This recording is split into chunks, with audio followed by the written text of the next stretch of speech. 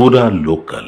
సుమారుగా చూస్తే జూన్ 2025 వరకు చూసుకుంటే 831 డ్రగ్ కేసులు నమోదు చేశాం. ఈ రోజుకి 2114 మందిని అరెస్ట్ చేయడం జరిగింది.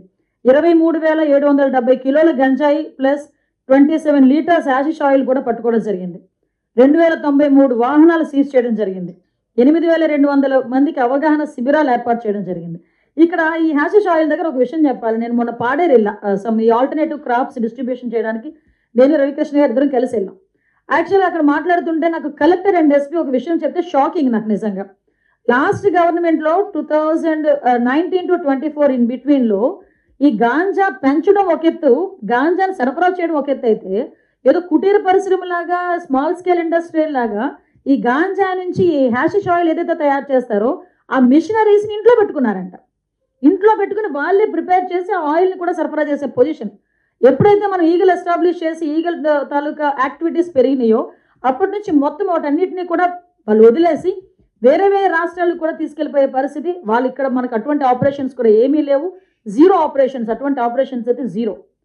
ఇది కూడా one of the best result.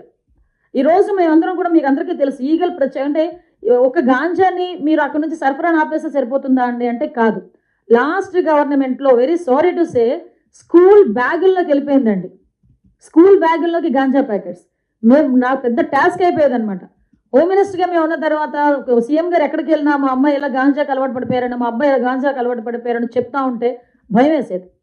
అందుకని ఆ రోజు నుంచి ఈ రోజు వరకు మేము అదే దృక్పథంతో ఒక యజ్ఞం టైప్లో మేము చేయడం జరిగింది. ఈరోజు ఈగల్ క్లబ్స్ని ఏర్పాటు చేసుకున్నాం. స్కూల్లో కూడా చిన్నపిల్లల స్థాయి నుంచి కూడా వాళ్ళందరికీ కూడా అవగాహనలు కల్పించాలని గౌరవ విద్యాశాఖ మంత్రి నారా లోకేష్ గారి ఆదేశాల మేరకు ప్రతి కాలేజ్లోని ప్రతి స్కూల్లోని కూడా ఈగల్ టీమ్స్ పనిచేస్తున్నాయి.